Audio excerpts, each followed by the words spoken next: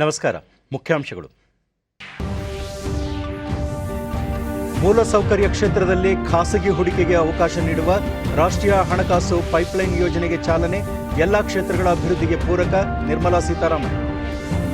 ಕರ್ನಾಟಕದಲ್ಲಿ ನೂತನ ಶಿಕ್ಷಣ ನೀತಿ ಜಾರಿ, ಜಾಗತಿಕ ಮಟ್ಟದಲ್ಲಿ ಭಾರತ ಮುಂಚೂಣಿ ಹೊಂದಲು ಸಹಕಾರಿ. ಸಚಿವ ಧರ್ಮೇಂದ್ರ ಪ್ರಧಾನ್. ಶೈಕ್ಷಣಿಕ ಕ್ಷೇತ್ರದ ಅಭಿವೃದ್ಧಿ, ಸಂಶೋಧನೆಗೆ ನೂತನ ನೀತಿ, ಡಿಜಿಟಲ್ ಆಧಾರಿತ ಶಿಕ್ಷಣ ನೀಡಲು ಕಾರ್ಯಯೋಜನೆ. ಮುಖ್ಯಮಂತ್ರಿ ಬಸವರಾಜ ಬೊಮ್ಮಾಯಿ. ಹಾಗೂ ಸಣ್ಣ ರೈತರನ್ನು ಒಟ್ಟುಗೂಡಿಸಲು ಪ್ರತಿ ತಾಲೂಕಿನಲ್ಲಿ ಕೃಷಿ ಉತ್ಪಾದಕ ಕೇಂದ್ರಗಳ ಸ್ಥಾಪನೆ, ಕೇಂದ್ರದಿಂದ ಅಗತ್ಯ ಹಣಕಾಸಿನ ನೆರವು. ಸಚಿವೆ ಶೋಭಾ ಕರಂದ್ಲಾಜೆ. ವಾರ್ತೆಗಳ ವಿವರ. ದೇಶದ ಮೂಲಸೌಕರ್ಯ ಕ್ಷೇತ್ರದಲ್ಲಿ ಇನ್ನಷ್ಟು ಹೆಚ್ಚಿನ ಪ್ರಮಾಣದಲ್ಲಿ ಖಾಸಗಿ ಹೂಡಿಕೆಗೆ ಪ್ರೋತ್ಸಾಹ ನೀಡುವ ರಾಷ್ಟ್ರೀಯ ಹಣಕಾಸು ಪೈಪ್ಲೈನ್ ಯೋಜನೆಗೆ ಕೇಂದ್ರ ಹಣಕಾಸು ಸಚಿವೆ ನಿರ್ಮಲಾ ಸೀತಾರಾಮನ್ ದೆಹಲಿಯಲ್ಲಿಂದು ಚಾಲನೆ ನೀಡಿದರು. ರಸ್ತೆ, ಇಂಧನ, ರೈಲ್ವೆ, ನೈಸರ್ಗಿಕ ಅನಿಲ, ಕಲ್ಲಿದ್ದಲು, ಟೆಲಿಕಾಂ ಸೇರಿದಂತೆ ವಿವಿಧ ಕ್ಷೇತ್ರಗಳಲ್ಲಿ ಮುಂದಿನ 4 ವರ್ಷಗಳಲ್ಲಿ 6 ಲಕ್ಷ ಕೋಟಿ ರೂಪಾಯಿ ಖಾಸಗಿ ಹೂಡಿಕೆಗೆ ಅವಕಾಶ ಕಲ್ಪಿಸುವ ಯೋಜನೆ ಇದಾಗಿದೆ. ಈ ವೇಳೆ ನಿರ್ಮಲಾ ಸೀತಾರಾಮನ್ ಮೂಲಸೌಕರ್ಯ ಕ್ಷೇತ್ರದಲ್ಲಿ ಸಾರ್ವಜನಿಕ ಹಣ ಹೂಡಿಕೆಯಿಂದ ಎದುರಾಗುವ ಸಮಸ್ಯೆಗಳನ್ನು ತಪ್ಪಿಸಿ ಖಾಸಗಿ ಹೂಡಿಕೆಯನ್ನು ಉತ್ತೇಜಿಸುವ ಉದ್ದೇಶದಿಂದ ರಾಷ್ಟ್ರೀಯ ಹಣಕಾಸು ಪೈಪ್ಲೈನ್ ಯೋಜನೆ ಜಾರಿಗೊಳಿಸಲಾಗಿದೆ ಎಂದು ಹೇಳಿದರು. ಹೂಡಿಕೆ ಒಪ್ಪಂದದಲ್ಲಿ ಭೂಮಿಯ ಮಾಲೀಕತ್ವವನ್ನು ಸರ್ಕಾರವೇ ಹೊಂದಿರುತ್ತದೆ. ಖಾಸಗಿಯವರು ಆಯಾ ಕ್ಷೇತ್ರದಲ್ಲಿ ಮೂಲಸೌಕರ್ಯ ಅಭಿವೃದ್ಧಿಪಡಿಸಿ ನಿಗದಿಪಡಿಸಿದ ವರ್ಷಗಳ ನಂತರ ಅವುಗಳನ್ನು ಸರ್ಕಾರಕ್ಕೆ ಬಿಟ್ಟುಕೊಡಬೇಕಾಗಿದೆ. ಇದು ಕೇವಲ ಖಾಸಗಿ ಸಹಭಾಗಿತ್ವದಲ್ಲಿ ಮೂಲಸೌಕರ್ಯವನ್ನು ಅಭಿವೃದ್ಧಿಪಡಿಸುವ ಯೋಜನೆಯ ಹೊರತು ಖಾಸಗೀಕರಣವಲ್ಲ ಎಂದು ಸ್ಪಷ್ಟಪಡಿಸಿದರು. And it will unlock resources for the economy, which is what we want. The economy needs more resources. The economy wants that kind of a liquidity, that kind of a value unlocking with which we can move forward. This year, that amount, which was 12,000. Covid ಸಂಕಷ್ಟದ ಸಂದರ್ಭದಲ್ಲಿ ರಾಜ್ಯಗಳಲ್ಲಿ ಮೂಲಸೌಕರ್ಯ ಅಭಿವೃದ್ಧಿಪಡಿಸಲು ಕಳೆದ ವರ್ಷ ರಾಜ್ಯಗಳಿಗೆ 12,000 ಕೋಟಿ ರೂಪಾಯಿ ಬಡ್ಡಿ ರಹಿತ ಸಾಲ ಯೋಜನೆ ರೂಪಿಸಲಾಗಿತ್ತು. 50 ವರ್ಷದಲ್ಲಿ ಸರ್ಕಾರಗಳು ಈ ಸಾಲ ತೀರಿಸಲು ಅವಕಾಶ ಕಲ್ಪಿಸಲಾಗಿತ್ತು. ಅದರಂತೆ 11,900 ಕೋಟಿ ರೂಪಾಯಿಗಳನ್ನು ಈಗಾಗಲೇ ರಾಜ್ಯಗಳಿಗೆ ನೀಡಲಾಗಿದೆ. 2021-22ನೇ ಸಾಲಿನಲ್ಲಿ ಇದೇ ರೀತಿ ರಾಜ್ಯಗಳಿಗೆ 10,000 ಕೋಟಿ ರೂಪಾಯಿ ನೀಡಲು ತೀರ್ಮಾನಿಸಲಾಗಿದೆ ಎಂದು ತಿಳಿಸಿದರು. And draw your attention to the fact that not only did we announce central government's budgetary provision, which was 134% more than last year, reaching 5.5 lakh crores for public expenditure for infrastructure. That is one big thing that we've announced. ದೇಶದಲ್ಲೇ ಮೊಟ್ಟ ಮೊದಲ ಬಾರಿಗೆ ಕೇಂದ್ರದ ನೂತನ ಶಿಕ್ಷಣ ನೀತಿಯನ್ನು ಕರ್ನಾಟಕದಲ್ಲಿ ಜಾರಿಗೊಳಿಸುತ್ತಿದ್ದು, ಕೇಂದ್ರ ಶಿಕ್ಷಣ ಸಚಿವ ಧರ್ಮೇಂದ್ರ ಪ್ರಧಾನ್ ಇಂದು ದೆಹಲಿಯಿಂದ ವರ್ಚುವಲ್ ಮೂಲಕ ಚಾಲನೆ ನೀಡಿದರು. ನಂತರ ಅವರು ಹೊಸ ಶಿಕ್ಷಣ ನೀತಿಯನ್ನು ಕಾಲಕಾಲಕ್ಕೆ ಹೇಗೆ ಅನುಷ್ಠಾನಗೊಳಿಸಬೇಕು ಎಂಬ ಬಗ್ಗೆ ಈಗಾಗಲೇ ದಾಖಲೆಗಳನ್ನು ಸಿದ್ಧಪಡಿಸಲಾಗಿದೆ. ಯಾವುದೇ ಜನಪ್ರತಿನಿಧಿಯಿರಲಿ, ನಾಯಕರಿರಲಿ, ನೂತನ ಶಿಕ್ಷಣ ನೀತಿ ಸಮರ್ಪಕವಾಗಿ ಜಾರಿಗೆ ಬರಲಿದೆ. ಮುಂದಿನ ದಿನಗಳಲ್ಲಿ ಭಾರತ ಜಾಗತಿಕ ಮಟ್ಟದಲ್ಲಿ ಉತ್ತಮ ಸಾಧನೆ ತೋರಲು ಈ ನೀತಿ ನೆರವಾಗಲಿದೆ ಎಂದು ಹೇಳಿದರು. ಕರ್ನಾಟಕದಲ್ಲಿ ಪ್ರಥಮವಾಗಿ ಶಿಕ್ಷಣ ನೀತಿ ಜಾರಿಗೊಳಿಸಲಾಗುತ್ತಿದ್ದು, ಈ ರಾಜ್ಯದ ಇತಿಹಾಸ, ಸಾಮರ್ಥ್ಯ, ಬೌದ್ಧಿಕ ಶಕ್ತಿಯನ್ನು ಗಮನಿಸುವುದಾದರೆ ಕರ್ನಾಟಕವು ಮುಂಚೂಣಿ ರಾಜ್ಯವಾಗಿ ಹೊರಹೊಮ್ಮುವುದರಲ್ಲಿ ಯಾವುದೇ ಸಂಶಯವಿಲ್ಲ ಎಂದರು. ಕಾಲಕಾಲಕ್ಕೆ ಶಿಕ್ಷಣ ನೀತಿಯನ್ನು ಜಾರಿಗೆ ತಂದು ಕರ್ನಾಟಕ ಎಲ್ಲಾ ರೀತಿಯಲ್ಲೂ ಯಶಸ್ಸು ಕಾಣುವಂತೆ ಹಾರೈಸುವುದಾಗಿ ತಿಳಿಸಿದರು. And I'm confident through this NEP, India is going to create a new global order for the 21st century.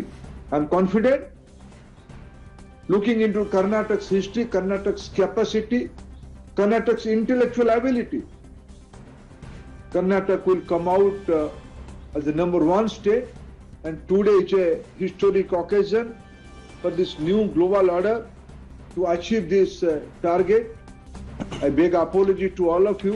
Bomaiji has asked me to personally participate in this program, but I could not participate in person. I beg apology again. I wish all the success for implementing this NEP at its proper time frame.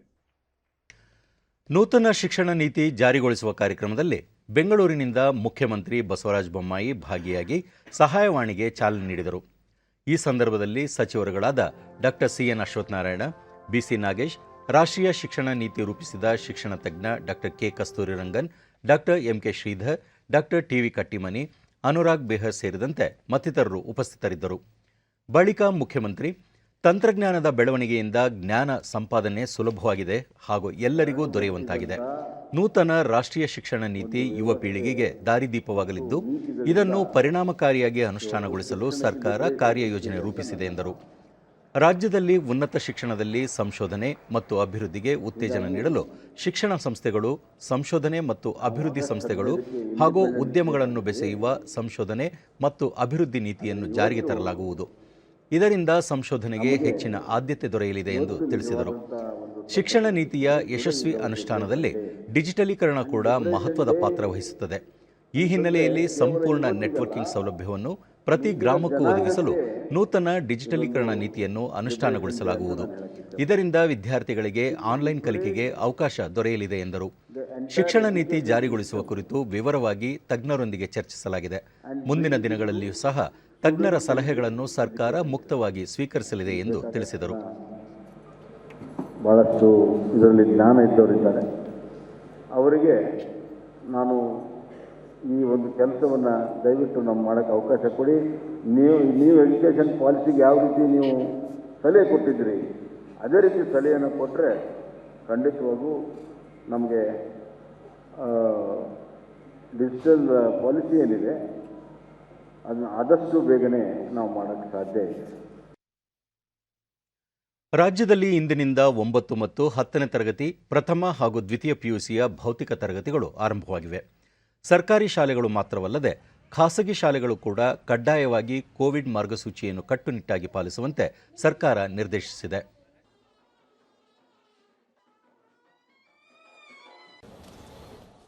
ಶಿಕ್ಷಣ ಸಚಿವ ಬಿಸಿ ನಾಗೇಶ್, ಮಕ್ಕಳ ಶೈಕ್ಷಣಿಕ ಉನ್ನತಿ ಹಾಗೂ ಭವಿಷ್ಯಕ್ಕಾಗಿ ಆರೋಗ್ಯದ ಬಗ್ಗೆ ಎಚ್ಚರಿಕೆ ವಹಿಸಿ ಶಾಲೆಗಳನ್ನು ಆರಂಭಿಸುವ ಬಗ್ಗೆ ಕ್ರಮ ಕೈಗೊಳ್ಳಲಾಗಿದೆ ಎಂದರು.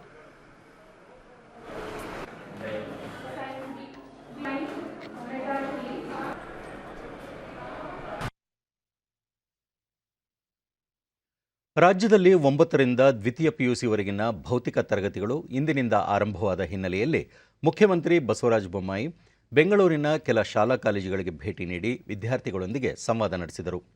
ಈ ಸಂದರ್ಭದಲ್ಲಿ ಶಿಕ್ಷಣ ಸಚಿವ ಬಿಸಿ ನಾಗೇಶ್, ಉನ್ನತ ಶಿಕ್ಷಣ ಸಚಿವ ಡಾಕ್ಟರ್ ಸಿಎನ್ ಅಶ್ವತ್ಥನಾರಾಯಣ ಉಪಸ್ಥಿತರಿದ್ದರು.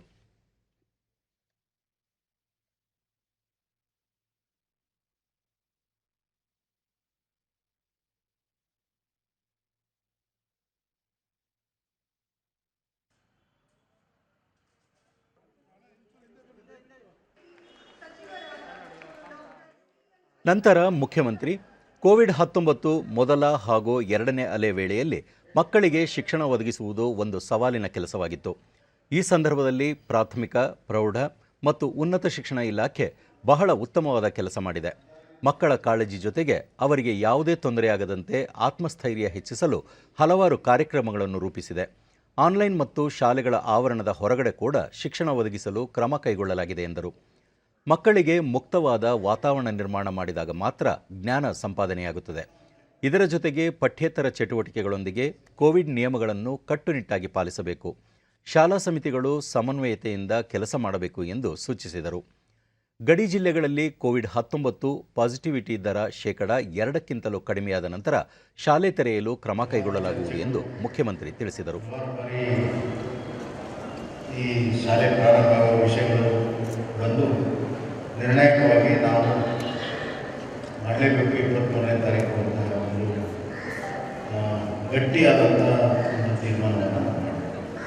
ಸರಿಯಾಗಿ ಹೋಗಬೇಕು. ನನಗೆ ಮಕ್ಕಳ ಆರೋಗ್ಯ ಬಹಳ ಮುಖ್ಯ.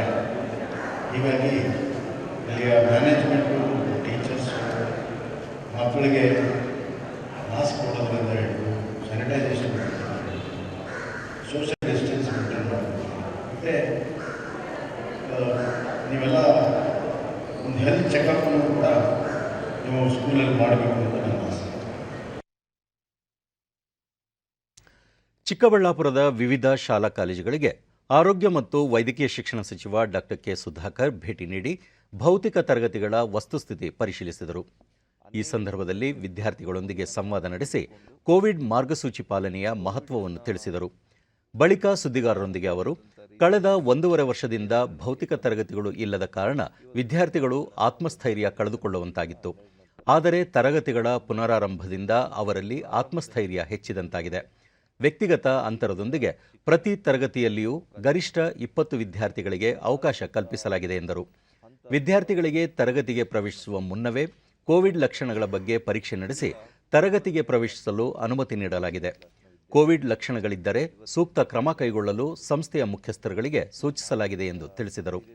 ಶಾಲೆಗಳು ಆರಂಭವಾಗಿರುವ ಜಿಲ್ಲೆಗಳಲ್ಲಿ ಜಿಲ್ಲಾಡಳಿತ, ಸಾರ್ವಜನಿಕ ಶಿಕ್ಷಣ ಇಲಾಖೆ ಮತ್ತು ಆರೋಗ್ಯ ಇಲಾಖೆ ಸಹಯೋಗದೊಂದಿಗೆ ಅಧಿಕಾರಿಗಳು ಶಾಲೆಗಳಿಗೆ ಭೇಟಿ ನೀಡಿ ವಿದ್ಯಾರ್ಥಿಗಳಿಗೆ ಆತ್ಮಸ್ಥೈರ್ಯ ತುಂಬಲಿದ್ದಾರೆ ಎಂದು ಮಾಹಿತಿ ನೀಡಿದರು. ಧೈರ್ಯ ಬರುವಂಥದ್ದಾಗಲಿ, ಅದರಲ್ಲಿ ಕೂಡ ಇವತ್ತು ಒಂದು ತರಗತಿಯಲ್ಲಿ ಕೇವಲ 20 ವಿದ್ಯಾರ್ಥಿಗಳು ಗರಿಷ್ಠ ಅಷ್ಟು ಜನ ಮಾತ್ರ ಕೂತ್ಕೊಳ್ತಾರೆ. ಹಾಗಾಗಿ ಎಲ್ಲ ಕೋವಿಡ್ ಅಪ್ರಾಪ್ರಿಯೇಟ್ ಬಿಹೇವಿಯರ್ ಅದನ್ನು ಕೂಡ ಫಾಲೋ ಮಾಡ್ತಾ ಇದ್ದೀವಿ. ಸಣ್ಣ ರೈತರನ್ನು ಒಟ್ಟುಗೂಡಿಸುವ ನಿಟ್ಟಿನಲ್ಲಿ ಪ್ರತಿ ತಾಲೂಕಿನಲ್ಲಿ ಕೃಷಿ ಉತ್ಪಾದಕ ಕೇಂದ್ರಗಳ ಸ್ಥಾಪನೆಗೆ ಕಾರ್ಯಯೋಜನೆ ರೂಪಿಸಲಾಗಿದೆ ಎಂದು ಕೇಂದ್ರ ಕೃಷಿ ಖಾತೆ ರಾಜ್ಯ ಸಚಿವೆ ಶೋಭಾ ಕರಂದ್ಲಾಜೆ ತಿಳಿಸಿದ್ದಾರೆ. ದಕ್ಷಿಣ ಕನ್ನಡ ಜಿಲ್ಲೆಯ ಪುತ್ತೂರಿನಲ್ಲಿ ಆಯೋಜಿಸಲಾಗಿದ್ದ ಕಾರ್ಯಕ್ರಮದಲ್ಲಿ ಅವರು ಸಣ್ಣ ರೈತರನ್ನು ಒಟ್ಟುಗೂಡಿಸಿ ಪ್ರತಿ ತಾಲೂಕಿನಲ್ಲಿ ಕನಿಷ್ಠ 1 ಕೃಷಿ ಉತ್ಪಾದಕ ಸಂಘ ಆರಂಭಿಸಲಾಗುವುದು. ಇದರಿಂದ ದೇಶದಲ್ಲಿ 10,000 ಸಂಘಗಳು ಅಸ್ತಿತ್ವಕ್ಕೆ ಬರಲಿವೆ. ಉತ್ಪಾದಕ ಸಂಘಗಳಿಗೆ ಅಗತ್ಯವಿರುವ ಹಣಕಾಸಿನ ಸೌಲಭ್ಯವನ್ನು ಸರ್ಕಾರ ಒದಗಿಸಲಿದೆ ಎಂದು ತಿಳಿಸಿದರು. ತೆಂಗನ್ನು ಇದೇ ಮೊದಲ ಬಾರಿಗೆ ವಿದೇಶಕ್ಕೆ ರಫ್ತು ಮಾಡಲು ಸರ್ಕಾರ ತೀರ್ಮಾನಿಸಿದೆ. ರಾಜ್ಯದ ತೆಂಗು ಬೆಳೆಗಾರರಿಗೆ ಹೆಚ್ಚಿನ ಅನುಕೂಲವಾಗಲಿದೆ. ಸರ್ಕಾರದ ಕ್ರಮಗಳಿಂದಾಗಿ ಅಡಿಕೆ ಸೇರಿದಂತೆ ವಿವಿಧ ಬೆಳೆಗಳಿಗೆ ಜಾಗತಿಕ ಮಾರುಕಟ್ಟೆಯಲ್ಲಿ ಉತ್ತಮ ಬೆಲೆ ದೊರೆಯುತ್ತಿದೆ ಎಂದರು. ಬೆಳೆ ವಿಮೆ ಯೋಜನೆಯನ್ನು ಮತ್ತಷ್ಟು ಸರಳೀಕರಣಗೊಳಿಸಲಾಗಿದೆ. ಇದರಿಂದ ರೈತರಿಗೆ ಹೆಚ್ಚಿನ ಲಾಭವಾಗಲಿದೆ ಎಂದು ತಿಳಿಸಿದರು. ಪ್ರತಿಯೊಂದು ತಾಲೂಕಲ್ಲಿ ಕೂಡ ಮಿನಿಮಮ್ 1 ಕೃಷಿ ಉತ್ಪಾದಕರ ಸಂಘ ಆಗಬೇಕು. ಇದಕ್ಕೆ ಹಣಕಾಸಿನ ನೆರವನ್ನು ಕೇಂದ್ರ ಸರ್ಕಾರ ಮತ್ತು ರಾಜ್ಯ ಸರ್ಕಾರ ಕೊಡ್ತಾ ಇದೆ. ಕೃಷಿ ಮೂಲಭೂತ ಸೌಕರ್ಯಕ್ಕೆ ಬಜೆಟನ್ನು ಹೊರತುಪಡಿಸಿ 1 ಲಕ್ಷ ಕೋಟಿ ರೂಪಾಯಿಗಳನ್ನು ಕೇಂದ್ರ ಸರ್ಕಾರ ಇಟ್ಟಿದೆ. ಇದರ ಮೂಲಕ ಕೃಷಿಗೆ ಆದ್ಯತೆ, ಕೃಷಿಯ ಯಾಂತ್ರೀಕರಣ, ಕೃಷಿಯ ರಫ್ತು, ಕೃಷಿ ಉತ್ಪಾದನೆಗಳ ರಫ್ತು ಇದೆಲ್ಲವೂ ಕೂಡ ಬರುವಂಥ ದಿನದಲ್ಲಿ ಆದ್ಯತೆ ಕೊಡೋದಕ್ಕಾಗಿ ಕೇಂದ್ರ ಸರ್ಕಾರ ನಿರ್ಧಾರ ಮಾಡಿದೆ. ನಮಗೆ ವಿಶ್ವಾಸ ಇದೆ, ನಮ್ಮ ಜಿಲ್ಲೆಯಲ್ಲಿ ಅಡಿಕೆ ಬೆಳೆಗಾರರು, ತೆಂಗು ಬೆಳೆಗಾರರು ಜಾಸ್ತಿ ಇರುವಂಥ ಜಿಲ್ಲೆ ಇದು. ಅಡಿಕೆ ಬೆಳೆಗಾರರದ್ದು ಅವರದೇ ಆದಂಥ ಸಮಸ್ಯೆ ಇದೆ. ಇವತ್ತು ರಫ್ತನ್ನು ನಿಷೇಧ ಮಾಡಿದ ಕಾರಣಕ್ಕಾಗಿ ನಮಗೆ ಒಳ್ಳೆ ರೇಟ್ ಬರ್ತಾ ಇದೆ. ರಾಜ್ಯದಲ್ಲಿ ಈಗಾಗಲೇ ಕಾರ್ಮಿಕ ಅದಾಲತ್ ಪ್ರಾರಂಭವಾಗಿದ್ದು ಮುಂದಿನ ತಿಂಗಳ 15ರವರೆಗೆ ಕಾರ್ಮಿಕರ ವ್ಯಾಜ್ಯಗಳನ್ನು ಬಗೆಹರಿಸಲು ತೀರ್ಮಾನಿಸಲಾಗಿದೆ ಎಂದು ಕಾರ್ಮಿಕ ಸಚಿವ ಶಿವರಾಂ ಹೆಬ್ಬಾರ್ ಉತ್ತರ ಕನ್ನಡ ಜಿಲ್ಲೆಯ ಶಿರಸಿಯಲ್ಲಿಂದು ತಿಳಿಸಿದ್ದಾರೆ. ಪ್ರತಿ ತಾಲೂಕಿನಲ್ಲಿಯೂ ಕಾರ್ಮಿಕ ಅದಾಲತ್ ನಡೆಯುತ್ತಿದ್ದು ಸ್ಥಳದಲ್ಲಿಯೇ ಕಾರ್ಮಿಕರ ಸಮಸ್ಯೆ ಬಗೆಹರಿಸಲು ಒತ್ತು ನೀಡಲಾಗಿದೆ. ಇತ್ಯರ್ಥವಾಗದೆ ಉಳಿದಿರುವ ಪ್ರಕರಣಗಳನ್ನು ತ್ವರಿತಗತಿಯಲ್ಲಿ ವಿಲೇವಾರಿ ಮಾಡಲಾಗುವುದು ಎಂದರು. ಕಾರ್ಮಿಕ ಇಲಾಖೆಯಲ್ಲಿ ಬಾಕಿ ಇರುವ ಹುದ್ದೆಗಳನ್ನು ಕೆಪಿಎಸ್ಸಿ ಮೂಲಕ ಅಥವಾ ನೇರ ನೇಮಕಾತಿ ಮಾಡಲು ಹಣಕಾಸು ಇಲಾಖೆ ಅನುಮೋದನೆ ನೀಡಿದೆ. ಶೀಘ್ರವೇ ನೇಮಕಾತಿ ಪ್ರಕ್ರಿಯೆ ಪ್ರಾರಂಭವಾಗಲಿದೆ. ಜೊತೆಗೆ ಕಾರ್ಮಿಕ ಇಲಾಖೆ ಸಿಬ್ಬಂದಿಗೆ ಮುಂಬಡ್ತಿ ನೀಡಲಾಗುವುದು ಎಂದು ತಿಳಿಸಿದರು. ಕಾರ್ಮಿಕ ಇಲಾಖೆಯು ಹೊಸ ಯೋಜನೆಗಳನ್ನು ಜಾರಿಗೆ ತಂದಿದ್ದು ಕಾರ್ಮಿಕ ಮಕ್ಕಳಿಗೆ ಮೀಸಲಿಟ್ಟಿದ್ದ ಅನುದಾನವನ್ನು 290 ಕೋಟಿಯಿಂದ 410 ಕೋಟಿಗೆ ಹೆಚ್ಚಿಸಲಾಗಿದೆ. ಕಾರ್ಮಿಕರು ಅವಘಡ ಅಥವಾ ಅಪಘಾತದಲ್ಲಿ ಮೃತರಾದರೆ ಅವರ ಕುಟುಂಬಕ್ಕೆ 5 ಲಕ್ಷ ರೂಪಾಯಿ ಧನ ಸಹಾಯ ನೀಡುವ ಮಸೂದೆಯನ್ನು ಮುಂದಿನ ಅಧಿವೇಶನದಲ್ಲಿ ಮಂಡಿಸಲಾಗುವುದು ಎಂದರು. ಲೋಪದೋಷಗಳಿದ್ದರೂ ಕೂಡ ಅಲ್ಲೇ ಸರಿಪಡಿಸಿ ಸ್ಥಳದಲ್ಲೇ ಮಂಜೂರಿ ಮಾಡಬೇಕು. ಇಡೀ ರಾಜ್ಯದಲ್ಲಿ ಒಂದೇ ಒಂದು ಪ್ರಕರಣ ಬಾಕಿ ಇತ್ತು. ಆ ಕಾರಣಕ್ಕಾಗಿ 1 ತಿಂಗಳ ಕಾರ್ಮಿಕ ಅದಾಲತ್ ಅಂತ ಮಾಡ್ತಾ ಇದ್ದೀವಿ. ಒಟ್ಟಾಗಿ 20-25 ಕೋಟಿ ರೂಪಾಯಿ ಹಣ ಕೊಡಬೇಕಾಗ್ಬೋದು ನಾವು ಇಂಥ ಪೆಂಡಿಂಗ್ ಇರ್ತಕ್ಕಂಥದ್ದು. ಅದೆಲ್ಲ ಕೊಡೋದಕ್ಕೂ ಕೂಡ ನಮಗೆ ಆರ್ಥಿಕ ಯಾವುದೇ ಸಮಸ್ಯೆ ಇಲ್ಲ. ಇದೆಲ್ಲ ಕೊಡೋದಕ್ಕೆ ಈಗಾಗಲೇ ಸಿದ್ಧತೆ ಮಾಡಿ ಕಾರ್ಮಿಕ ಅದಾಲತ್ ಮೈಕ್ ಹಚ್ಚಿ ಅಡ್ವರ್ಟೈಸ್ಮೆಂಟ್ ಮಾಡಿಸ್ತಾ ಇದ್ದೀವಿ. ಜನಪದದ ಮಹತ್ವ ಕುರಿತು ಬೆಂಗಳೂರಿನ ಕೃಷ್ಣವೇಣಿ ಜಾನಪದ ಗಾಯಕ ವೃಂದ ಹಮ್ಮಿಕೊಂಡಿದ್ದ ಕಾರ್ಯಕ್ರಮಕ್ಕೆ ಉಪರಾಷ್ಟ್ರಪತಿ ಎಂ ವೆಂಕಯ್ಯ ನಾಯ್ಡು ವರ್ಚುವಲ್ ಮೂಲಕ ಚಾಲನೆ ನೀಡಿದರು. ನಂತರ ಜಾನಪದ ಎಂಬುದು ಕೇವಲ ಕಲೆಯಾಗಿಲ್ಲ, ದೇಶದ ಪುರಾತನ ಸಂಸ್ಕೃತಿಯ ವೇದಿಕೆಯಾಗಿದೆ. ಜಾನಪದಕ್ಕೆ ಕರ್ನಾಟಕ ಸಾಕಷ್ಟು ಕೊಡುಗೆ ನೀಡಿದೆ. ವಿಶ್ವದ ಮೊದಲ ಜಾನಪದ ವಿಶ್ವವಿದ್ಯಾಲಯ ಕರ್ನಾಟಕದಲ್ಲಿ ಸ್ಥಾಪನೆಯಾಗಿರುವುದು ಹೆಮ್ಮೆಯ ಸಂಗತಿ ಎಂದರು. ಜಾನಪದ ಕಲಾವಿದರನ್ನು ಕುಲ, ಮತ, ಭಾಷೆಯನ್ನು ಮೀರಿ ಗುರುತಿಸಿ ಗೌರವಿಸುವ ಕೆಲಸವಾಗಬೇಕು. ಜಾನಪದ ಕಲೆಗಳು ನಮ್ಮ ಸಂಸ್ಕೃತಿಯ ಜೀವಾಳವಾಗಿವೆ. ಅವು ನಮ್ಮ ಸಂಸ್ಕೃತಿಯ ಬೇರನ್ನು ಪ್ರತಿಬಿಂಬಿಸುತ್ತವೆ. ಆದರೆ ಇಂದು ಜಾನಪದ ಕಲೆ ಬೇಡಿಕೆ ಕಳೆದುಕೊಳ್ಳುತ್ತಿದೆ. ಈ ಕಲೆಯನ್ನು ಪೋಷಿಸುತ್ತಿದ್ದ ಸಮುದಾಯ ನಶಿಸಿ ಹೋಗುತ್ತಿದೆ. ಯುವಜನತೆ ಜೀವನೋಪಾಯ ಹುಡುಕಿ ನಗರ ಪ್ರದೇಶಗಳಿಗೆ ವಲಸೆ ಹೋಗುತ್ತಿದ್ದಾರೆ. ಇದು ಅಪಾಯಕಾರಿ ಬೆಳವಣಿಗೆ ಎಂದರು. ಜಾನಪದವನ್ನು ಉಳಿಸಿ ಬೆಳೆಸುವ ಜೊತೆಗೆ ಅದಕ್ಕೆ ಸೂಕ್ತ ಬೇಡಿಕೆ ಉಂಟು ಮಾಡುವುದು ಇಂದಿನ ಅಗತ್ಯವಾಗಿದೆ. ಜನರು ಈ ಕಲೆಯನ್ನು ನೆಚ್ಚಿ ಜೀವನ ಕೂಡ ನಡೆಸಬಹುದು ಎಂಬುದನ್ನು ಸಾಬೀತುಪಡಿಸಿದರೆ ಮಾತ್ರ ಇದರ ಉಳಿವು ಸಾಧ್ಯ. ಈ ನಿಟ್ಟಿನಲ್ಲಿ ಜನತೆ, ಸರ್ಕಾರ ಹಾಗೂ ಮಾಧ್ಯಮಗಳು ಕೆಲಸ ಮಾಡಬೇಕು ಎಂದರು. ಇಂದು ಡಿಜಿಟಲ್ ಕ್ರಾಂತಿ ಹಲವು ಜನರ ಬದುಕನ್ನು ಬದಲಾಯಿಸಿದೆ. ಜನಪದ ಕಲಾವಿದರಿಗೆ ಕೂಡ ಅಂತರ್ಜಾಲದ ಮೂಲಕ ತಮ್ಮ ಕಲೆಯನ್ನು ವಿಶ್ವದೆಲ್ಲೆಡೆ ಪ್ರದರ್ಶಿಸುವ ಅವಕಾಶವಿದೆ. ಅದನ್ನು ಸದುಪಯೋಗಪಡಿಸಿಕೊಳ್ಳಬೇಕು ಎಂದು ಕರೆ ನೀಡಿದರು. ವಿಜಯನಗರ ಸಾಮ್ರಾಜ್ಯದ ಕೃಷ್ಣದೇವರಾಯರು ಎಲ್ಲ ಕಲಾ ಪ್ರಕಾರಗಳಿಗೂ ಪ್ರೋತ್ಸಾಹ ನೀಡುತ್ತಿದ್ದರು ಎಂದು ಸ್ಮರಿಸಿದ ಉಪರಾಷ್ಟ್ರಪತಿ, ಭಾರತದ ವಿವಿಧ ಗ್ರಾಮೀಣ ಭಾಗಗಳಲ್ಲಿ ಹಲವು ಜಾನಪದ ಕಲಾ ಪ್ರಕಾರಗಳನ್ನು ಕಾಣಬಹುದಾಗಿದೆ. ಪ್ರಕೃತಿಯನ್ನು ಪ್ರೀತಿಸುವ ಪಾಠ ನಮಗೆ ಜಾನಪದ ಕಲೆಗಳಿಂದ ದೊರಕುತ್ತದೆ. ಸಹಜತೆ, ರಸಪರಿಪೂರ್ಣತೆಗೆ ಜಾನಪದ ಹೆಸರುವಾಸಿ ಎಂದು ಮೆಚ್ಚುಗೆ ವ್ಯಕ್ತಪಡಿಸಿದರು. The wealth of traditional Indian knowledge began with our oral literature. From Band Patar in Kashmir to Burra Katha in Andhra Pradesh and Telangana, from Bhavai in Gujarat to Jatra in Bengal and Odisha. Each part of the country has its rich signature of folk traditions. ಸ್ವಾತಂತ್ರ್ಯದ ಅಮೃತ ಮಹೋತ್ಸವದ ಹಿನ್ನೆಲೆಯಲ್ಲಿ ಕೇಂದ್ರ ವಾರ್ತಾ ಮತ್ತು ಪ್ರಸಾರ ಸಚಿವಾಲಯ ಇಂದಿನಿಂದ ಒಂದು ವಾರ ಪ್ರತಿಮಾ ಸಪ್ತಾಹ ಕಾರ್ಯಕ್ರಮ ಆಯೋಜಿಸಿದೆ. ಸ್ವಾತಂತ್ರ್ಯ ಸಂಗ್ರಾಮ, ಸ್ವಾತಂತ್ರ್ಯೋತ್ಸವದ ಮಹತ್ವ ಸಾರುವ ಈ ಸಪ್ತಾಹಕ್ಕೆ ದೆಹಲಿಯಲ್ಲಿ ವಾರ್ತಾ ಮತ್ತು ಪ್ರಸಾರ ಸಚಿವ ಅನುರಾಗ್ ಸಿಂಗ್ ಠಾಕೂರ್ ಚಾಲನೆ ನೀಡಿದರು. ಇದರ ಅಂಗವಾಗಿ ಆಕಾಶವಾಣಿ ಮತ್ತು ದೂರದರ್ಶನಗಳಲ್ಲಿ ದೇಶಭಕ್ತಿ ಬಿಂಬಿಸುವ ಹಾಗೂ ಪ್ರೇರಣೆ ತುಂಬುವ ಹಲವಾರು ಕಾರ್ಯಕ್ರಮಗಳು ಪ್ರಸಾರವಾಗಲಿವೆ.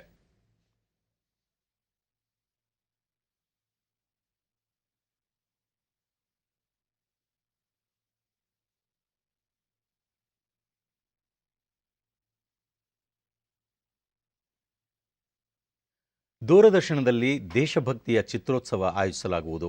8 ಪ್ರಮುಖ ವಲಯಗಳ ಆಧಾರಿತ ಕಾರ್ಯಕ್ರಮಗಳನ್ನು ಪ್ರಸಾರ ಮಾಡಲಾಗುವುದು.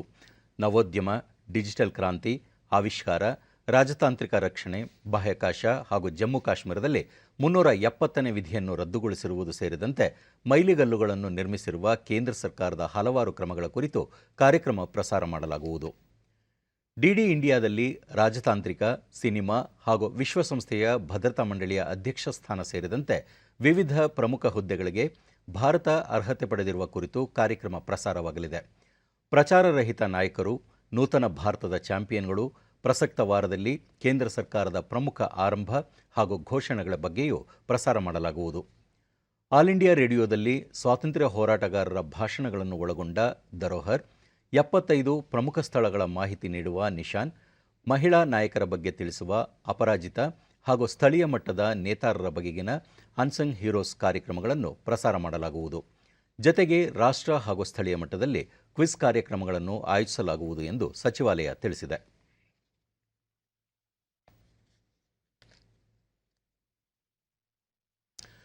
ಅಫ್ಘಾನಿಸ್ತಾನದ ಬೆಳವಣಿಗೆ ಮತ್ತು ಅಲ್ಲಿನ ಪರಿಸ್ಥಿತಿ ಕುರಿತಂತೆ ಭಾರತದ ರಾಜತಾಂತ್ರಿಕ ನಡೆಗಳ ವಿಚಾರದಲ್ಲಿ ಪ್ರತಿಪಕ್ಷಗಳನ್ನು ವಿಶ್ವಾಸಕ್ಕೆ ತೆಗೆದುಕೊಂಡು ಒಮ್ಮತದ ತೀರ್ಮಾನಗಳನ್ನು ಕೈಗೊಳ್ಳುವ ಉದ್ದೇಶದಿಂದ ವಿದೇಶಾಂಗ ವ್ಯವಹಾರಗಳ ಸಚಿವ ಡಾಕ್ಟರ್ ಎಸ್ ಜೈಶಂಕರ್ ಅವರು ಆಗಸ್ಟ್ 26ರಂದು ಎಲ್ಲ ಪಕ್ಷಗಳ ಸದನ ನಾಯಕರಿಗೆ ಮಾಹಿತಿ ನೀಡಲಿದ್ದಾರೆ. ಈ ಕುರಿತು ಕೇಂದ್ರ ಸಂಸದೀಯ ವ್ಯವಹಾರಗಳ ಸಚಿವ ಪ್ರಹ್ಲಾದ್ ಜೋಶಿ ಆಗಸ್ಟ್ 26ರಂದು ಸಂಸತ್ ಭವನದ ಸಮಿತಿ ಕೊಠಡಿಯಲ್ಲಿ ವಿದೇಶಾಂಗ ವ್ಯವಹಾರಗಳ ಸಚಿವ ಡಾಕ್ಟರ್ ಎಸ್ ಜೈಶಂಕರ್ ಅವರು ಅಫ್ಘಾನಿಸ್ತಾನದ ಪರಿಸ್ಥಿತಿ ಕುರಿತಂತೆ ಸದನ ನಾಯಕರಿಗೆ ಮಾಹಿತಿ ನೀಡಲಿದ್ದಾರೆ. ಸಂಬಂಧಿಸಿದ ಎಲ್ಲರಿಗೂ ಇಮೇಲ್ ಮೂಲಕ ಆಹ್ವಾನ ಕಳಿಸಲಾಗಿದೆ ಎಂದು ಟ್ವೀಟ್ ಮೂಲಕ ತಿಳಿಸಿದ್ದಾರೆ.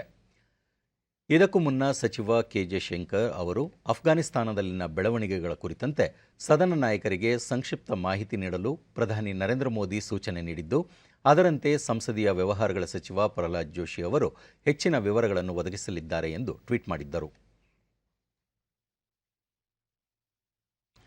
ಕಳೆದ 3 ದಿನಗಳಿಂದ ಅಫ್ಘಾನಿಸ್ತಾನದಲ್ಲಿರುವ ಭಾರತೀಯರು ಸೇರಿದಂತೆ ಅಲ್ಲಿನ ಹಿಂದೂ ಮತ್ತು ಸಿಖ್ಖರನ್ನು ಭಾರತಕ್ಕೆ ಕರೆತರಲಾಗುತ್ತಿದ್ದು, ಈವರೆಗೆ 500ಕ್ಕೂ ಹೆಚ್ಚು ಮಂದಿ ದೇಶಕ್ಕೆ ವಾಪಸ್ಸಾಗಿದ್ದಾರೆ. ಈ ಎಲ್ಲ ಮಾಹಿತಿಯನ್ನು ಪ್ರತಿಪಕ್ಷಗಳಿಗೆ ನೀಡಿ ಅವರ ಅಭಿಪ್ರಾಯ ಪಡೆಯಲು ಕೇಂದ್ರ ಸರ್ಕಾರ ಮುಂದಾಗಿದೆ.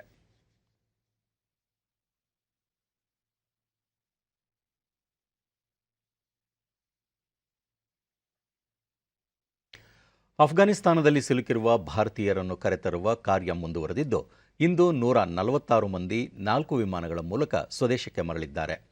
ಕತಾರ್ ಏರ್ವೇಸ್ ವಿಮಾನದ ಮೂಲಕ 30 ಮಂದಿ, ಏರ್ ಇಂಡಿಯಾ ಮೂಲಕ 1, ಇಂಡಿಗೋ ವಿಮಾನದಲ್ಲಿ 11 ಮಂದಿ ಹಾಗೂ ವಿಸ್ತಾರ UK 284 ವಿಮಾನದ ಮೂಲಕ 104 ಮಂದಿ ಭಾರತಕ್ಕೆ ವಾಪಸ್ಸಾಗಿದ್ದು, ಇದರಲ್ಲಿ ವಿದೇಶಿ ನಾಗರಿಕರು ಸೇರಿದ್ದಾರೆ. ನಿನ್ನೆ ಇಂಡಿಗೋ ವಿಮಾನದ ಮೂಲಕ 100, ಏರ್ ಇಂಡಿಯಾ ವಿಮಾನದ ಮೂಲಕ 87 ಭಾರತೀಯರು, ಭಾರತೀಯ ವಾಯುಪಡೆಯ ವಿಮಾನದಲ್ಲಿ 50ಕ್ಕೂ ಹೆಚ್ಚು ಮಂದಿ ಸೇರಿದಂತೆ 300 ಮಂದಿಯನ್ನು ಭಾರತಕ್ಕೆ ಕರೆತರಲಾಗಿತ್ತು. ಇದುವರೆಗೆ ಸುಮಾರು 600 ಮಂದಿ ಭಾರತೀಯರು ಸ್ವದೇಶಕ್ಕೆ ಮರಳಿದ್ದಾರೆ. ವಿದೇಶಾಂಗ ವ್ಯವಹಾರಗಳ ಸಚಿವಾಲಯದ ವಕ್ತಾರ ಅರಿಂದಮ್ ಬಾಗ್ಚಿ ಈ ಕಾರ್ಯಾಚರಣೆಯ ಬಗ್ಗೆ ಮಾಹಿತಿ ನೀಡಿ, ಕೆಲವು ದಿನಗಳ ಹಿಂದೆ ಅಫ್ಘಾನಿಸ್ತಾನದ ಕಾಬೂಲ್ನಿಂದ 135 ಭಾರತೀಯರನ್ನು ತೆರವುಗೊಳಿಸಿ ದೋಹಾಕ್ಕೆ ಕರೆತರಲಾಗಿತ್ತು. ದೋಹಾ ಮತ್ತು ಕತಾರ್ನಲ್ಲಿರುವ ಭಾರತೀಯ ದೂತಾವಾಸ ಕಚೇರಿಗಳ ಸಹಕಾರದಿಂದ ಇವರನ್ನು 2 ವಿಮಾನಗಳ ಮೂಲಕ ಕರೆತರಲಾಗಿದೆ ಎಂದು ತಿಳಿಸಿದ್ದಾರೆ. ತಜಿಕಿಸ್ತಾನದ ದುಶಾಂಬೆಯಿಂದ ಆಗಮಿಸಿರುವ ಏರ್ ಇಂಡಿಯಾ ವಿಮಾನದಲ್ಲಿ 2 ನೇಪಾಳದ ನಾಗರಿಕರು, ಅಫ್ಘಾನ್ ಸಂಸದ ಮತ್ತು ಅವರ ಕುಟುಂಬದ ಸದಸ್ಯರು ಇದ್ದಾರೆ. ದುಶಾಂಬೆಯಲ್ಲಿರುವ ಭಾರತೀಯ ರಾಯಭಾರ ಕಚೇರಿಯ ಸಹಕಾರದಿಂದ ಅವರನ್ನು ಕರೆತರಲಾಗಿದೆ. ಅಫ್ಘಾನಿಸ್ತಾನದಲ್ಲಿ ಸಿಲುಕಿರುವ ನಾಗರಿಕರ ರಕ್ಷಣೆಗಾಗಿ ಭಾರತ ವಿಶೇಷ ಸೆಲ್ ಸ್ಥಾಪಿಸಿದೆ. ಭಾರತೀಯರು ಅದನ್ನು ಶೀಘ್ರವಾಗಿ ಸಂಪರ್ಕಿಸಿ ಸಹಕಾರ ಪಡೆದುಕೊಳ್ಳಬೇಕೆಂದು ವಿದೇಶಾಂಗ ವ್ಯವಹಾರಗಳ ಸಚಿವಾಲಯ ಸೂಚಿಸಿದೆ.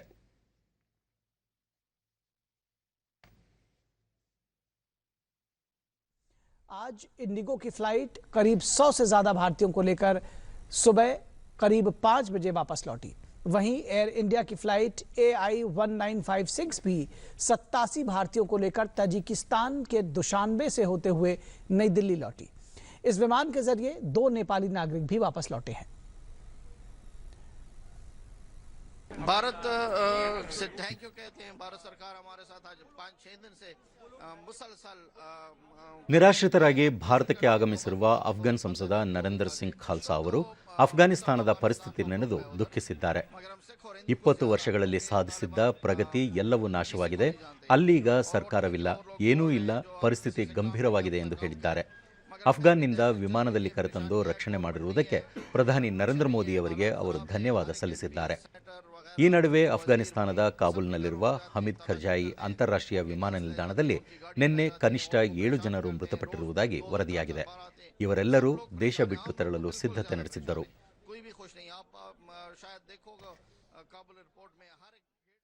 ಅನಾರೋಗ್ಯದಿಂದ ನಿಧನರಾದ ಉತ್ತರ ಪ್ರದೇಶದ ಮಾಜಿ ಮುಖ್ಯಮಂತ್ರಿ ಕಲ್ಯಾಣ್ ಸಿಂಗ್ ಅವರ ಪಾರ್ಥಿವ ಶರೀರದ ಅಂತ್ಯಕ್ರಿಯೆ ಇಂದು ಸಕಲ ಸರ್ಕಾರಿ ಗೌರವದೊಂದಿಗೆ ನೆರವೇರಿತು. ಬುಲಂದರ್ ಶಾ ಜಿಲ್ಲೆಯ ರಾಜ್ಘಾಟ್ನ ರಾಮ್ಘಾಟ್ನಲ್ಲಿ ಧಾರ್ಮಿಕ ವಿಧಿವಿಧಾನಗಳೊಂದಿಗೆ ಪಾರ್ಥಿವ ಶರೀರದ ಅಂತ್ಯ ಸಂಸ್ಕಾರ ನಡೆಯಿತು. ಪುತ್ರ ರಾಜೀವ್ ಸಿಂಗ್ ಸಂಜೆ 4:03 ಚಿತೆಗೆ ಅಗ್ನಿಸ್ಪರ್ಶ ಮಾಡಿದರು. ಈ ಸಂದರ್ಭದಲ್ಲಿ ಕೇಂದ್ರ ಸಚಿವರುಗಳಾದ ರಾಜನಾಥ್ ಸಿಂಗ್, ಸ್ಮೃತಿ ಇರಾನಿ, ಉತ್ತರ ಪ್ರದೇಶ ಮುಖ್ಯಮಂತ್ರಿ ಯೋಗಿ ಆದಿತ್ಯನಾಥ್, ಉತ್ತರಾಖಂಡ ಮುಖ್ಯಮಂತ್ರಿ ತೀರತ್ ಸಿಂಗ್ ರಾವತ್ ಮತ್ತಿತರರು ಉಪಸ್ಥಿತರಿದ್ದರು.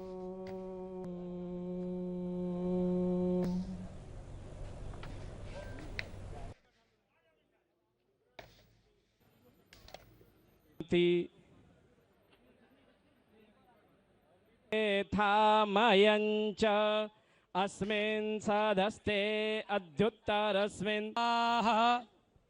तं तपस्वतं ते शोचिस्तं ते अर्चिः यास्ते स्वस्त्वेन ॐ अपेदवीता ॐ वरुणाय स्वाहा आचार्यगण.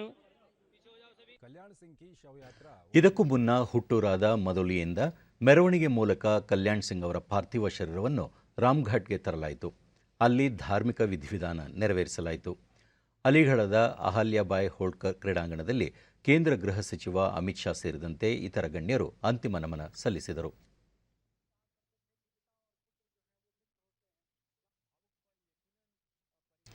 ಇನ್ನು ಹವಾವರ್ತಮಾನ. ರಾಜ್ಯದ ಉತ್ತರ ಮತ್ತು ದಕ್ಷಿಣ ಒಳನಾಡಿನಲ್ಲಿ ನೈಋತ್ಯ ಮುಂಗಾರು ಚುರುಕುಗೊಂಡಿದ್ದು ಕರಾವಳಿಯಲ್ಲಿ ದುರ್ಬಲವಾಗಿದೆ. ಒಳನಾಡಿನ ಬಹುತೇಕ ಕಡೆ ಹಾಗೂ ಕರಾವಳಿಯ ಹಲವೆಡೆ ಮಳೆಯಾಗಿದೆ. ರಾಮನಗರದಲ್ಲಿ ಅತಿ ಹೆಚ್ಚು 9 ಸೆಂಟಿಮೀಟರ್ ಮಳೆಯಾಗಿದೆ. ಉಳಿದಂತೆ ಬಾಗಲಕೋಟೆ 7, ಚಿಂಚೋಳಿ 5, ತಾವರಗೇರ, ಕಡೂರು, ಬೀದರ್ಗ, ಶ್ರೀರಂಗಪಟ್ಟಣದಲ್ಲಿ ತಲಾ 4, ಅಲಮೇಲ, ಯಲಬುರ್ಗಾ, ಕೊರ್ಡಿ, ಮಳವಳ್ಳಿಯಲ್ಲಿ 3 ಸೆಂಟಿಮೀಟರ್ ಮಳೆಯಾಗಿದೆ. ಮುನ್ಸೂಚನೆಯಂತೆ ಮುಂದಿನ 24 ಗಂಟೆಗಳಲ್ಲಿ ರಾಜ್ಯದ ಕರಾವಳಿ ಮತ್ತು ದಕ್ಷಿಣ ಉತ್ತರ ಒಳನಾಡಿನಲ್ಲಿ ಅಲ್ಲಲ್ಲಿ ಹಗುರ ಮಳೆ ಸಾಧ್ಯತೆ. ಬೆಂಗಳೂರು ಸುತ್ತಮುತ್ತ ಸಾಮಾನ್ಯ ಮೋಡ ಕವಿದ ವಾತಾವರಣ, ಹಗುರ ಮಳೆ ನಿರೀಕ್ಷೆ. ಗರಿಷ್ಠ 28, ಕನಿಷ್ಠ 20 ಡಿಗ್ರಿ ಸೆಲ್ಸಿಯಸ್ ತಾಪಮಾನ ದಾಖಲಾಗುವ ಸಾಧ್ಯತೆ ಇದೆ.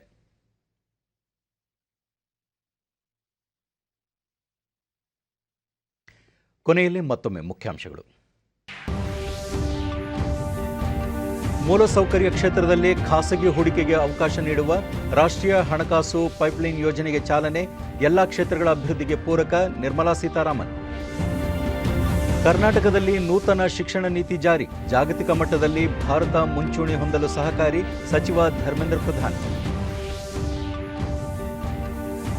ಶೈಕ್ಷಣಿಕ ಕ್ಷೇತ್ರದ ಅಭಿವೃದ್ಧಿ, ಸಂಶೋಧನೆಗೆ ನೂತನ ನೀತಿ, ಡಿಜಿಟಲ್ ಆಧಾರಿತ ಶಿಕ್ಷಣ ನೀಡಲು ಕಾರ್ಯಯೋಜನೆ. ಮುಖ್ಯಮಂತ್ರಿ ಬಸವರಾಜ ಬೊಮ್ಮಾಯಿ. ಹಾಗೂ ಸಣ್ಣ ರೈತರನ್ನು ಒಟ್ಟುಗೂಡಿಸಲು ಪ್ರತಿ ತಾಲೂಕಿನಲ್ಲಿ ಕೃಷಿ ಉತ್ಪಾದಕ ಕೇಂದ್ರಗಳ ಸ್ಥಾಪನೆ, ಕೇಂದ್ರದಿಂದ ಅಗತ್ಯ ಹಣಕಾಸಿನ ನೆರವು. ಸಚಿವೆ ಶೋಭಾ ಕರಂದ್ಲಾಜೆ. ನಮ್ಮ ವಾರ್ತಾ ಪ್ರಸಾರವನ್ನು ನೀವು ಡಿಡಿ ಚಂದನ ನ್ಯೂಸ್ ಯೂಟ್ಯೂಬ್ ಚಾನೆಲ್ನಲ್ಲೂ ವೀಕ್ಷಿಸಬಹುದು.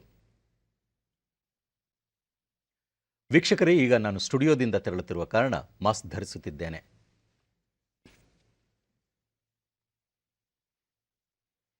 ನೀವು ಸಹ ಮನೆಯಿಂದ ಹೊರಹೋಗುವ ಮುನ್ನ ಸರಿಯಾದ ಕ್ರಮದಲ್ಲಿ ತಪ್ಪದೆ ಮಾಸ್ಕ್ ಧರಿಸಿ. ವ್ಯಕ್ತಿಗತ ಅಂತರ ಕಾಪಾಡಿಕೊಳ್ಳುವುದರೊಂದಿಗೆ ನೀವು ಸುರಕ್ಷಿತವಾಗಿರಿ, ನಿಮ್ಮವರನ್ನು ಸುರಕ್ಷಿತವಾಗಿರಿಸಿ. ನೈರ್ಮಲ್ಯಕ್ಕೆ ಆದ್ಯತೆ ನೀಡುವುದರ ಜೊತೆಗೆ ಸೋಂಕು ತಡೆಗೆ ಕೋವಿಡ್-19 ಲಸಿಕೆ ಪಡೆಯುವುದು ಅಗತ್ಯ. ನಮ್ಮ ಮುಂದಿನ ವಾರ್ತಾ ಪ್ರಸಾರ ರಾತ್ರಿ 9 ಗಂಟೆಗೆ. ನಮಸ್ಕಾರ.